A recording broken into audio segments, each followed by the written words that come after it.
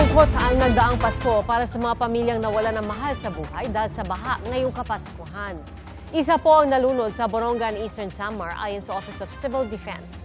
At sa Camarines Provinces, 2 ang patay matapos matangay na agos sa mga spillway. Saksi, si Ian Cruz. Yan ang sitwasyon po dito sa kilometer 7. Lusot naman dito ang Purwis, pero sa kabila hirap. Bumaba na itong puno dito Pumunta na sa gitna ng highway.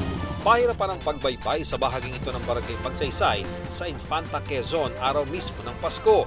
Humambalang kasi sa kalsada ang punong ito. Bukod pa yan sa tumpok ng lupang bumagsak sa daan.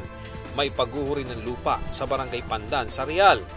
Dahil yan sa walang patid na pag-ulan na naranasan din sa Santa Elena, Camarines Norte. 2 beses tuloy nagkaroon ng pagguho ng lupa sa gilid ng Maharlika Highway. Sulpot-sulpot lang po ang pagdating ng ulan pero malakas ang bugso. Yun lang po yun na nakakapagpahina ng ating pundasyon ng lupa. Kaya siya yung naglalandslide. 2 linggo na raw silang inuulan doon dahil sa shear line. Ang bahagi ng kalsadang ito nabuksan na sa light vehicles kanina madaling araw dahil sa isinagawang clearing operation. May paparating kaming loader sa ngayon kasi hindi siya kayang imano-mano ng tao kasi medyo delikado nga, may mga puno pa, tas baka bigla pa siyang gumuho kapag nagtuloy-tuloy ang ulan. Malungkot naman ang Pasko para sa pamilya Gutierrez. Sa Bagtas River, sa Barangay Oliva, sa bayan ng Basud, nagtapos ang paghahanap sa nawawalang si Angelito. Pinaniniwalaang natangay siya sa dinaan ng spillway bisperas ng Pasko. Talaga masakit sa puso kung tarangap po kasi. Wala nang mangyari. Ngayon na po yung gagawa. Nandun na siya. Yung mukha nga niya, nakita siya nakatagilid. Ang ginawa, may amoy na, sinahugan na ng trapal.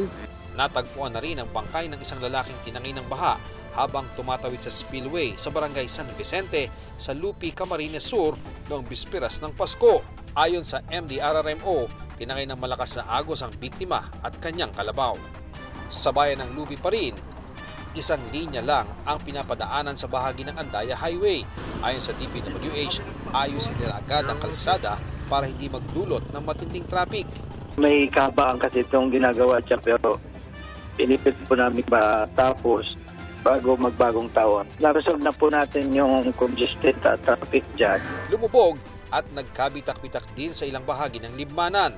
Nabalot naman ang makapal na putik ang kalsadang ito sa bayan ng Libon sa Albay. Sa Dilasag, Aurora, binaha ang ilang kalsada. May mga residente at motorista tuloy ang napilitang lumusong. Kanya-kanyang tulak at buhat ang mga lalaking ito sa kanilang mga motorsiklo para maitawid. Mayroon pang gumamit ng kawayan. Hindi rin nakaligtas sa baha ang 2 barangay sa Fami, Laguna. Apektado ang ilang motorista, pati palayan. Para sa GMA Integrated News, ako si Ian Cruz, ang inyong saksi.